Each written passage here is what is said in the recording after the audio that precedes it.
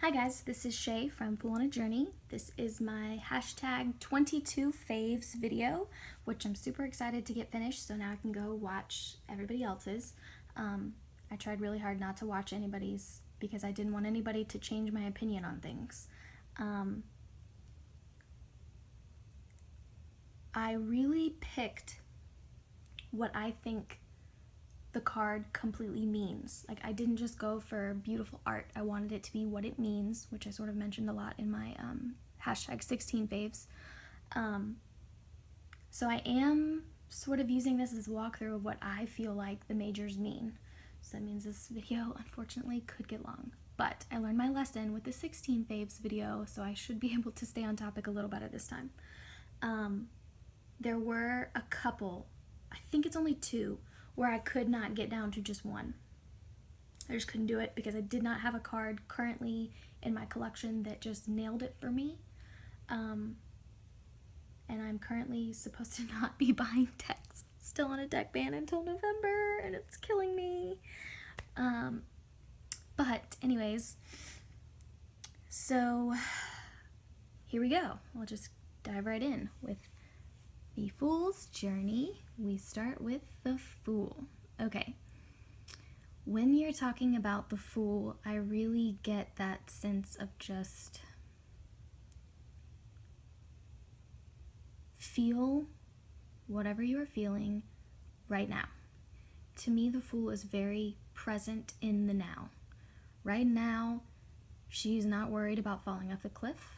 Right now, she isn't worried about anything. Right now, she feels the sun on her face. She feels the wind blowing through her dress. She is surrounded by these beautiful birds, and she is just very present in the right now. She has no worries and no fears. And to me, that perfectly summed up the Fool.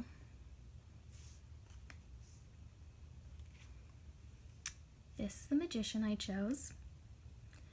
And he's just freaking magic. I mean, like, that's the real answer. I'm trying really hard not to use the F word in case my mom watches this video. Love you, Mom. He's magic. Just that whole sense of you have magic. You can do anything. You can do anything. You can make it happen. If you can see, real tiny, he is controlling this little person. And my view on this is that this guy here is the potential within that little guy right there. The little guy. Okay, so this is us. This is what we could be doing if we could get out of our own tiny little heads.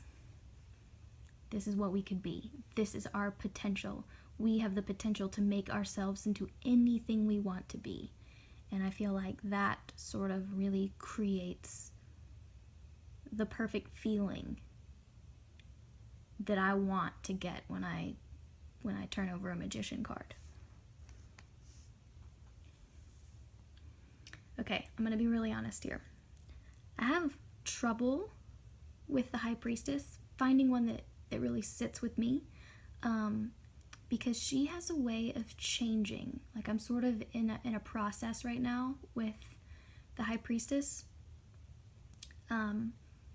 She was my card of the month for March, and I really sort of just went through a lot of changing about what I feel like, what she means. The reason I ended up picking the Seer from the Zirkus Magi is because she creates that air of mystery. She really creates that that sort of in-between place from what you know and what you don't know. Also, I believe very much that the tarot is a way to connect with your subconscious. So having her sort of be the facilitator between you and then the tarot cards on the table. She can help you look into your subconscious, or maybe she's telling you need to look into your subconscious, the way that she's sort of pointing at those cards, kind of saying look deeper, get out of your own head and really look deeper inside for the answer and for the knowledge. and I just like that mystery, the mystery of a little bit unknown, a little bit uncertain. This isn't something that you should be, I don't know, she sort of creates a little bit of discomfort for me. Like, she sort of has this, you see the circus tents in the background, so it's like you're a little bit in this uncertain place where you just don't really know. And that sort of not knowing really hits the High Priestess for me, particularly right now. I will say that I feel like tarot is a journey. There's a reason that my name is Fool in a Journey.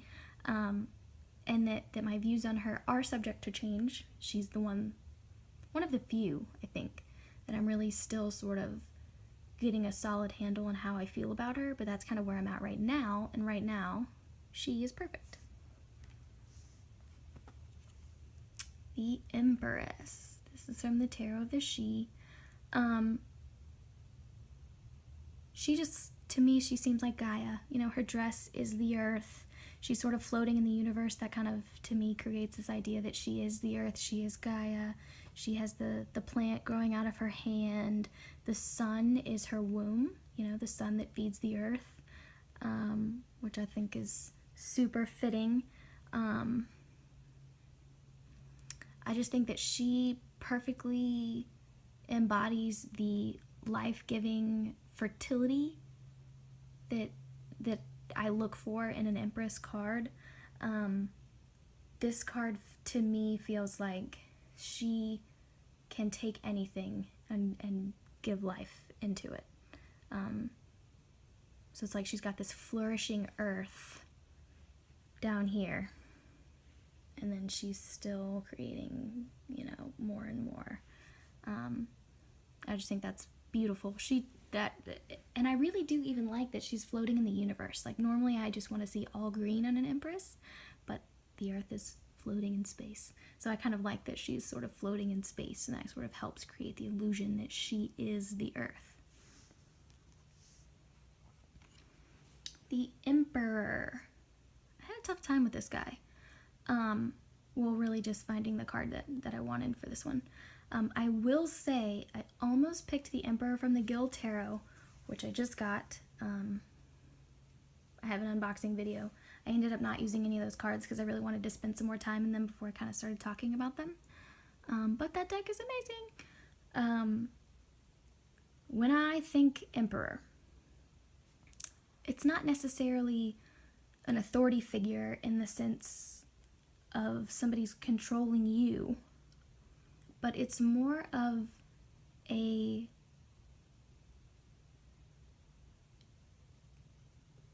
control over self, being your own authority. He's got his foot on top of the little demon, and we should all be aware of what our demons are and manage to get feet on top of them and to control when we let them run wild. Which letting your bad habits run wild occasionally is part of being in control, I think.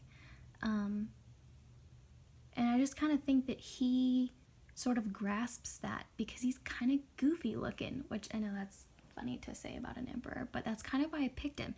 He's kind of got this goofy little look. He's got this kind of little smirk on his face that just clearly says, I know what I'm doing. I know I can handle this. And that I know what I'm doing, I'm aware of the situation, and I can handle this, that sort of I can handle it. To me, that is the Emperor.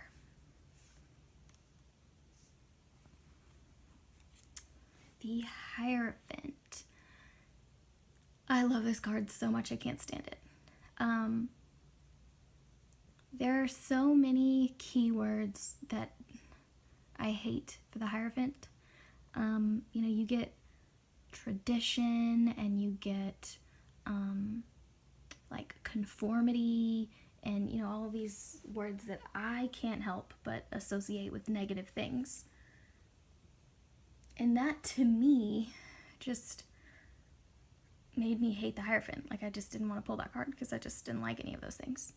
But when you look at this card, this is somebody who went looking for knowledge and who found someone who had more of it than she did. Yes, I'm aware I'm talking about a dragon, but come on, you know, we're talking about tarot here. So you gotta suspend some disbelief. So you've got this ancient being that has all of this knowledge that is gonna teach her. And I actually like that it's kind of scary. He could set her on fire. She's a little nervous about it because the things you really want to know, you have to work for. And I really like that sort of sense of, if you want this, there is someone out there that can guide you. There's someone out there who's ready to be your mentor. There is a way to learn, but it is going to be hard. And I feel like this is a perfect way to embody that without, you know, being the Pope. Coming from someone who is no longer a practicing Catholic, that I was never going to get any of these feelings from any card that said the Pope on it. I ended up picking 2 Lovers cards because I did not have one that to me really just nailed the Lovers for me. Because to me, there are kind of 2 sides to this card.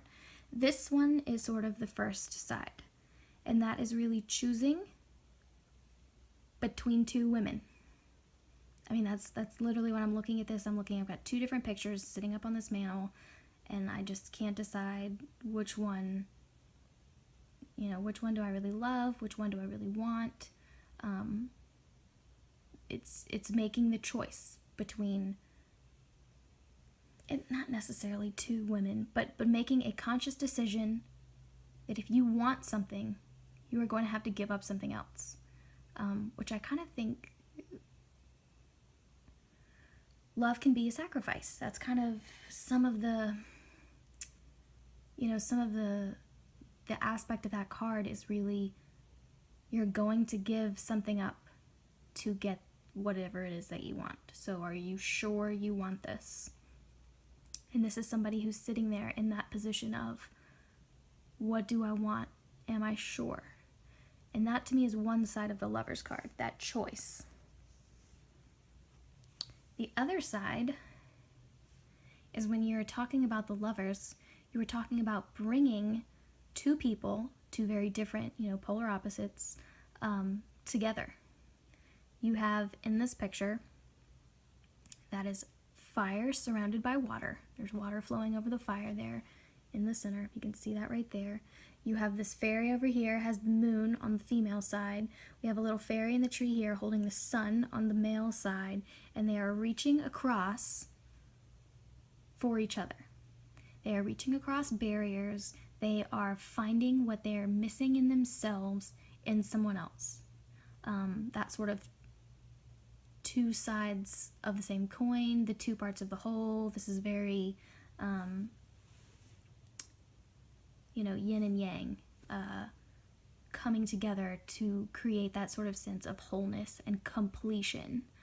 And that to me is sort of the other side of the Lovers. And I feel like if there was a way to create this sense with the choice, and I don't know, I mean, you would never get a card that was as beautifully symmetrical as this, with all of the, you know, with the white dove and the sun and the moon. You wouldn't be able to do all this and then have another person, you know, hanging out in the back. Oh, do I want her? Do I want her? You know, it would definitely cloud up the cards. I mean, I get why both of them are doing what they're doing. The Chariot.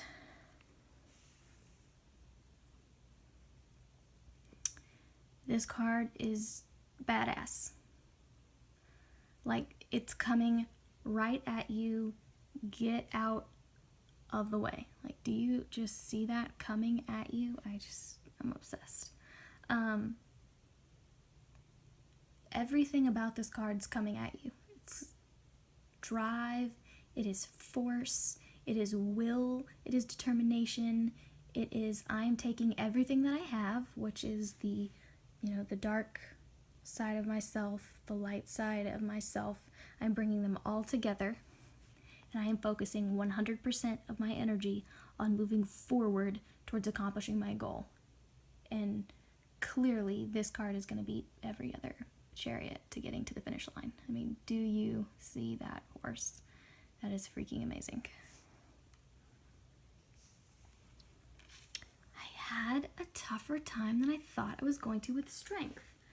I really settled on this one because this is the most quiet strength card that I have. Most of the like lions in the strength card were these really super ferocious beasts. And while I do get that a side of strength is that sort of, you know, taming the beast within ourselves, and I get that side of it, but this to me looks more tamed, you know what I mean? Like, I feel like all of those cards are representing the struggle, but I think the strength card is supposed to be the achievement. You have created from the beast and the wildness within you some quiet, calm, poised, ready for action. You know, you've created that. Like, I feel like this is more of the accomplishment of the strength card as opposed to when you see, you know, somebody fighting the lion. That to me is we're working on it. Whereas to me, this one says, I have accomplished it. I have tamed this beast. I could go on about all of my hermit cards forever without knowing, because I'm not going to try to pretend like I did know, but without knowing, my first exposure to the tarot was when I was pretty young. I don't know when, honestly, because I can't really remember. But whenever my mom started telling me I should listen to Led Zeppelin, I can't remember when that was, but I got pretty big into rock when I was, I don't know, I guess in high school maybe, early high school, maybe middle school, maybe not, I don't know, but somewhere around that age, I guess. And I was getting into rock, and Mom said, you'd really like Led Zeppelin. And I was like, okay, well, what album do I want? And now everybody knows where I'm going with this story, but, you know, she said, I don't know, but it's the one with the old guy on the front. And of course, he means, you know, the hermit. So now I have just really visceral reaction. That sort of, that image, I actually have a t-shirt with that on that now. It's the album cover of The Hermit of Led Zeppelin from 4. I love The Hermit. This is my favorite for a lot of reasons. First of all, you clearly get the isolation. He is trapped in the hourglass. Also, any hermit card that doesn't have an hourglass disappoints me a tiny bit, even though it's not in the original Rider-Waite. Yes, they always have a lantern. You know, or in my opinion, they have to have a lantern. They have to have a cape. I usually like them to have a hood. He's kind of just wearing a hat. Or it could be that it's a hood and we just can't tell because he's stuck in all the sand. I don't know. He's holding the lamp in his hand there. And it really creates that sense of it takes time away. That is what I really get from this guy. It takes time away to really get somewhere new, to really get to a new thought process, to really get through a new system of learning, of thinking, of being. And I just feel like this guy nails that sense of take the time, lock yourself away, and learn your shit. Oh, sorry, there I went with the swearing and I was trying not to. But anyways, I just love that guy. The Wheel of Fortune was a pain in the butt for me. I actually really liked almost all of them. And I really did come back to this one because it was pretty. I don't have a Wheel of Fortune I really don't like. So it was like when I was looking at all of them, they all kind of did what I needed. What I need from a Wheel of Fortune card. Oh, sorry about the glare there. Okay, let's try to tilt that a little better. What I need from a Wheel of Fortune card to get what I feel like it means is a wheel, obviously, which you have here, and then something that's turning the wheel, which I don't know if you can see because this is a really dark card, but there's water falling on that wheel making it turn. So as long as I can see what's turning the wheel and that it's something that isn't gonna stop, which usually it's like some kind of like an angel or a goddess or, you know, somebody like that is turning the wheel. I kind of like that this one's just water, you know, that sort of constant stream, because to me that that sort of embodies the Wheel of Fortune for me. It's that sort of cycle of life. It just goes and goes and goes and goes and goes, regardless of whatever else is going on. You're up, you're down, you're up, you're down. Like, it just keeps going. And I have a ton of cards that really embody that. You know, I feel like that card's pretty easy to sort of get that meaning for me.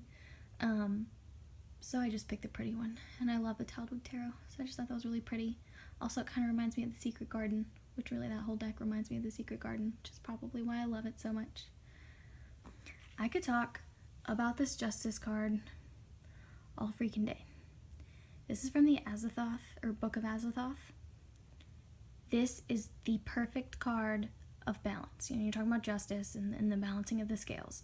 She literally has everything I need from a Justice card, plus incredible, amazing artwork that I'm obsessed with and could look at for days. Okay, so let's start. Look, I'm going to get really close for this one. Okay, her scale. She has the feather and the heart. Sorry, my hand's not really stable there. She has the feather and the heart in her scale. So you are balancing your heart. You know, are you guilty? Your heart is being weighed. She has a blindfold on, which at this point now, I want that on a Justice card. If you're going to put, you know, when you put the girl on there, I expect her to be blindfolded. I love that, you know, that justice is blind. It doesn't matter who you are. It is what it is. It doesn't need to see you to know, you know. The sword that's ready to fall. You know, I like the raised sword that's ready to fall on you the raised sword that's ready to fall on you if you fail in your little scale there. And then it really creates balance in this card. You've got the night over here with the moon, the sun over here. The sun is down on the city. The moon is shining over on this sort of like wasteland, and she is balancing on these roots right in the middle. She is walking down the center between these two paths, and I just really love that justice being something that is not connected to the city. It's not connected to the wilderness. It's not about the day. It's not about the night. It truly is its own thing, walking down the middle, and it is a fact. And I feel like she is the perfect, you know, symbol of that. This is justice.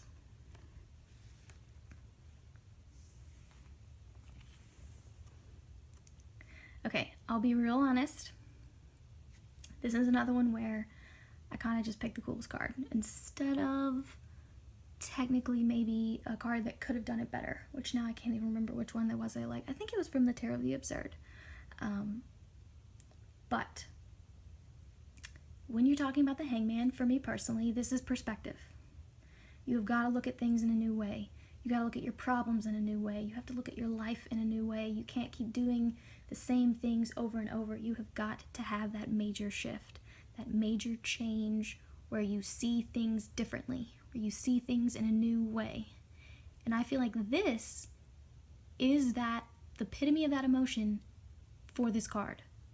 Normally when you look at the Hangman, he is hanging this way, you know, because that's, oh, sorry, there's his foot right there, and he hangs this way. Okay, but from this card, you're in the tree. His foot is tied to the branch, and you're looking down. It gave you a new perspective of the card about a new perspective. And that is a little bit like Inception right there. But I'm pretty obsessed with it, which is why I ended up picking this one. I just really like that. Okay, so I fought with this one forever. Because there are so many death cards that are just so good. I kind of think everybody feels that way. Like, I kind of think everybody's kind of into the death card. I don't know, maybe it's because I'm a Scorpio, and so because it's, you know, it's the card of my sun sign, I just look at it a lot. And I can connect with every single death card. I love the death card of the Thoth, which I don't have a Thoth deck, but I've seen the card and I love it. I love the death card from the Tabula Mundi Tarot is amazing. I love the death card from the Rider-Waite. You know, I didn't even need anything more than that. I like, you know, just the death card in general. The only thing that this death card does not do that those other ones do is those other cards really sort of show death as something that happens to everyone. Death does not mean literal dying to me, obviously. I feel like it doesn't really mean that for anybody, unless you're intentionally trying to scare people. It is a transformation. It is the wheel of life turned. You were put in a position you didn't want to be in. You had to become the hanged man and see it from a new perspective. And in order to move on with your life, you had to transform into something different. You had to transform your mind and your life and your abilities into this new way of thinking and this new way of being. And look at that, absolutely freaking gorgeous. She is the phoenix. That is beautiful. She is the phoenix. I love it. And then you get the egg down here. You can see that. The egg of the baby phoenix.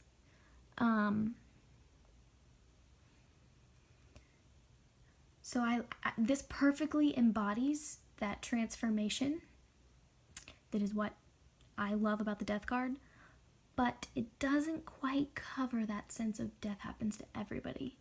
That you get a little more from the more traditional, like, Rider-Waite death card. Because it does. There is no amount of money that can stop the Wheel of Fortune from turning. Regardless of what you have monetarily, regardless of what your station is in life, regardless of how old you are, or how young you are, life will change and you will have to transform with it. You're gonna have to. I mean, you can fight it all you want, but it's gonna happen. And so that is the only part of death that I feel like this card doesn't quite cover. But it was just so gorgeous, and that phoenix is so inspiring that I just had to pick that one. Temperance. Okay, so I feel like a lot of people are probably picking this temperance card because I remember when they were doing like a pick your favorite majors thing on Instagram. I think that was in February, maybe? I saw this a lot because it's just amazing. You know, when you talk about what is temperance, it's creating this balance between forces, opposing forces. It is, I kind of feel like the angel that's pouring the water between the two cups sort of gives the sense of control. And I don't think that temperance really is about control. That's not really the word. I think it's more about working with what you are given and making it into something that you can use. And I just sort of feel like this tiger that is just moving through the water. You know, when you think about a tiger, you think about a jungle. Think about that tiger moving through the jungle, moving through the trees. And so now here he is in the water, and he's got to move through this water, and it's not something he'd normally do, and yet he's still stalking through this water. You know, it isn't really slowing him down. He's adjusting to that environment, he's adjusting to that change, and he is controlling. Look, I used the word control and I was trying not to. He's making that water work with him. You know, it's beating against his side, but then look at his paw right there, where it's like he's pushing it back. And I just feel like that's sort of, you got this jungle animal, and instead of stalking through the trees where it's comfortable, he's still gonna stalk you through the water. I feel like that to me is sort of temperance. Okay, I've raved about this card before because I probably think this is the most brilliant devil in the history of ever. There are a lot of facets to the devil. I think this one is just the most sort of shocking. You know, when you see the sort of creature with the couple chained up at its feet, and you start talking about bondage, and you start talking about, you know, the chains and what are you chained to in your life. You know, yes, that's the devil, and I understand that, you know, perspective, and I get that from that image. Like, I mean, I'm there.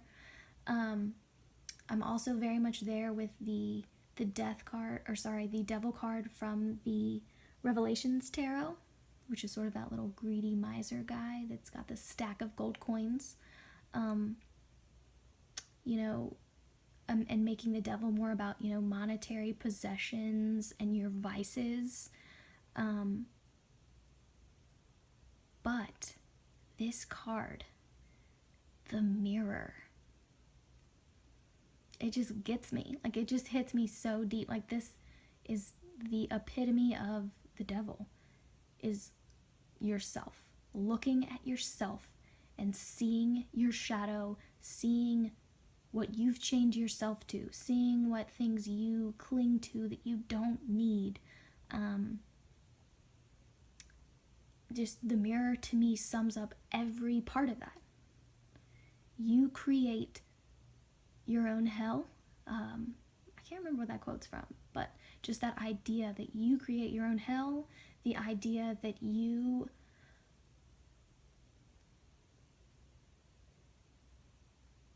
create the struggles in your life.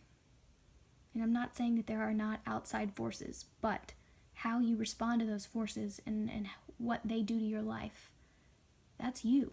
That is completely on you. And this card is really, it is holding up that mirror and saying, look at yourself.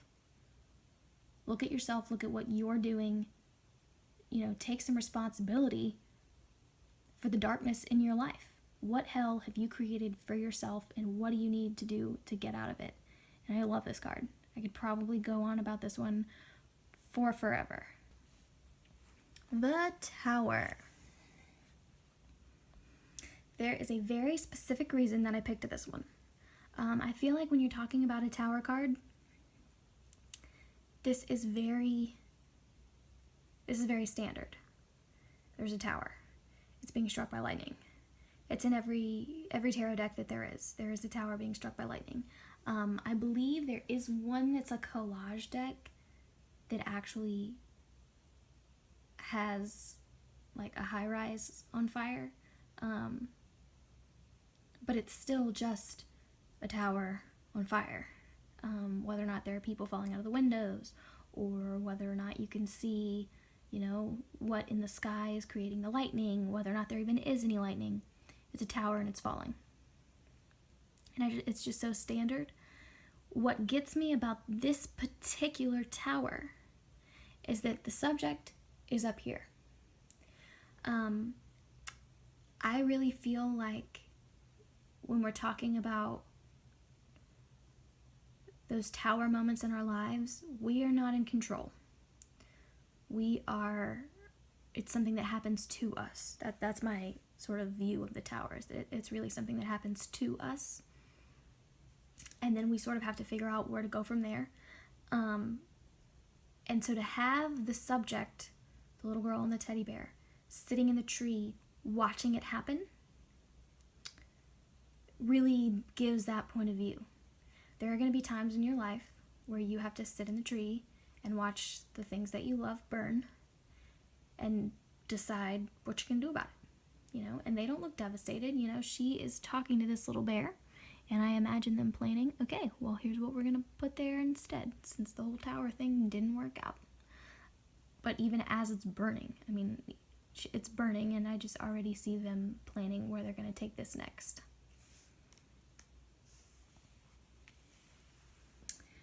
The Star. This is from I believe it's called the Langustl? I don't know, I can't speak German. But I'll have all of the decks that I use listed below. This one is so beautiful. You really can't mess up the star for me. I don't particularly care for the naked women in the star, not because I have a problem with naked women, but I just feel like that's not really part of the meaning for me. I like that in this one you can see all of the zodiac signs sort of floating all around. And that sort of, to me, creates even more of a sense of the sky. The star, for me, is a guide. I really think of, before satellite and, when you're out on the boat and you're navigating by the stars, and the stars are going to lead you, you know, wherever you have to go. I don't believe that the stars are lighting up the darkness. It's still dark. It's still scary. You're still, you know, you're still lost in the dark. They're not lighting anything up for you, but they're showing you a way out. They're showing you a way out of that darkness. They're showing you a way.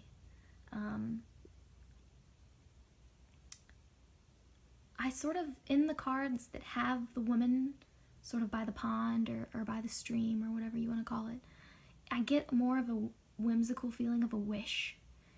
And to me, the star that's not my favorite representation of the star. You know, I want it to be that guide. I want it to be my navigator through the darkness more than I want it to just be a little bit of hope.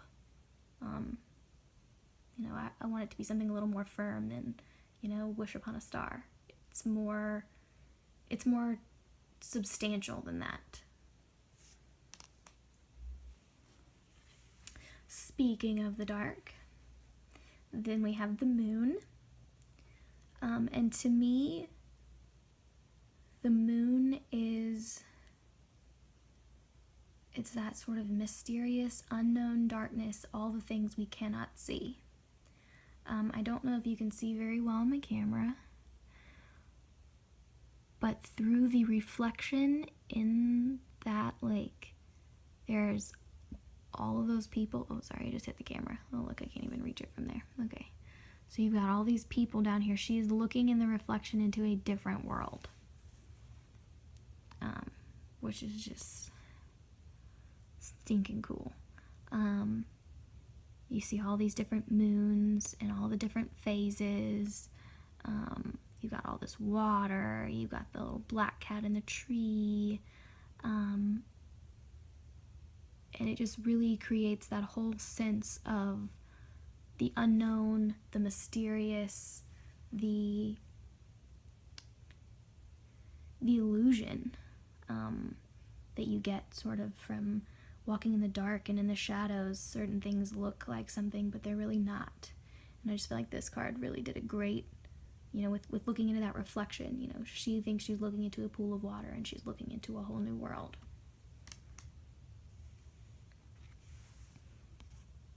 Okay, so the sun card for me was actually pretty easy. And quite frankly, I just picked a pretty one. Also, I love the little animals down there. We got some little bunnies. They're sort of basking in the little flower down there. It's just warmth. It's warmth and it's joy. And it's a mud. To me, the sun is a very simple card, and I guess it's because I think of joy sort of simplistically. I don't think you need to complicate joy. I don't think you need to complicate happiness. I do, of course, appreciate the sun cards that do not have the little baby on the horse. That's weird. I'm sort of on board with the weird naked babies, but some of them are cute, and cute little kids.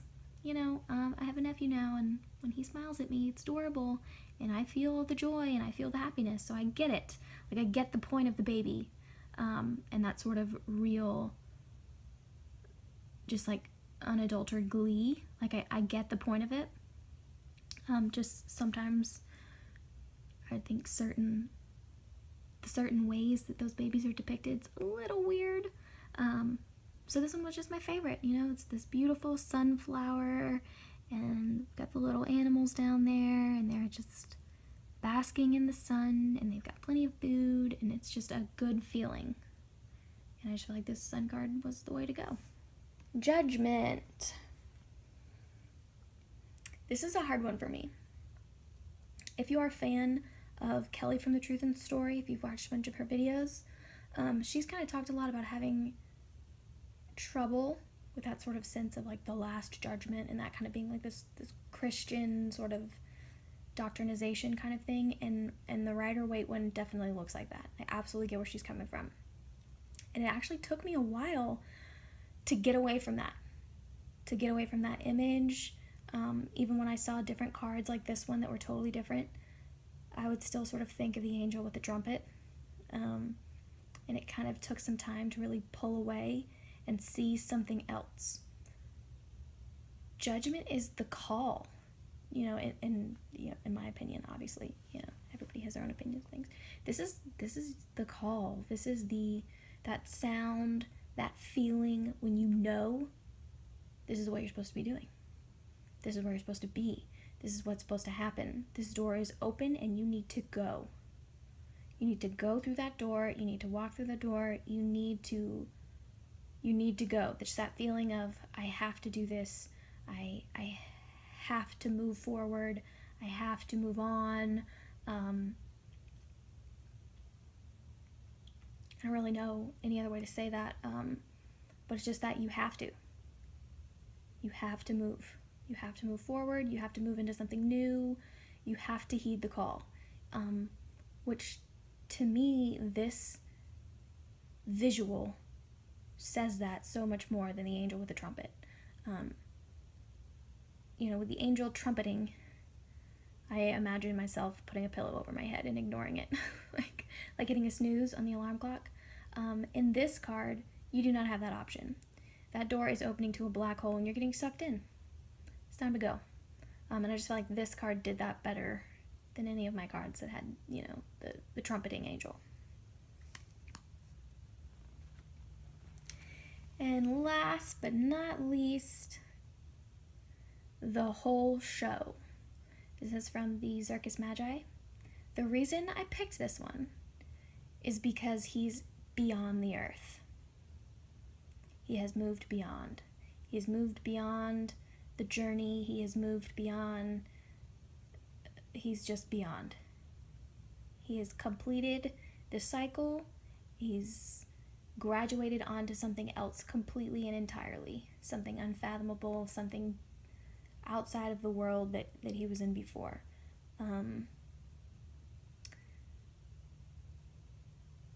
The world can, of course, mean an accomplishment that's a little bit smaller in a reading.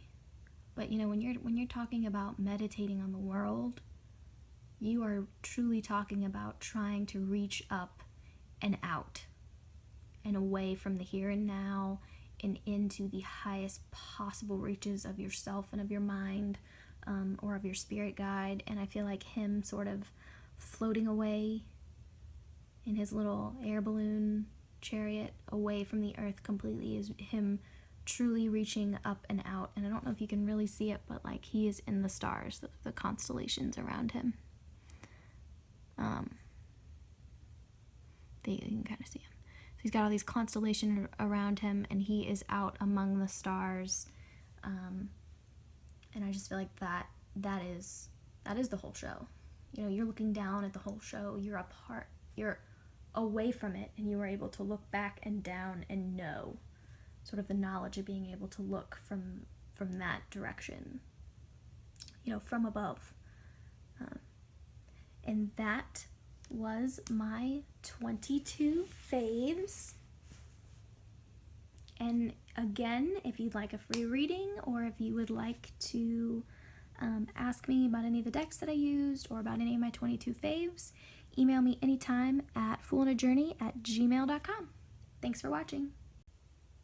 Apparently, I put PSs on all of my videos now. So this is my little PS for the 22 faves hashtag. I got married on January 7th, 2017, and luckily all of those numbers are lower than 21. And so the date that I got married then is the Magician, Chariot, and the Star. And I just think that is something really beautiful that I just kind of wanted to tack on the end of, you know, of me talking about the majors. I didn't do that intentionally. I mean, I did intentionally pick the date 1717, but it was not a tarot focused decision. However, after I realized it, I got super inspired then to start looking at other dates. Any date that already sort of conformed. If it was a number already higher than 21, I didn't do all the reducing stuff. I kind of just wanted to see if anything else fit as easily as this did. And nothing else really popped out at me, but the day I got married, the energy, the direction of the whole marriage is unlimited potential that cannot be stopped as a guide through life or through the dark times of our lives. And I just thought that was the most beautiful thing in the world, and I get really obsessed about it. And my husband knows what those 3 tarot cards mean, and the King of Pentacles. I think these are the only 4 cards that he immediately can look at and know, because they're our anniversary. So anybody else have any dates like that that just really worked out and really inspired you, let me know. Thanks for watching.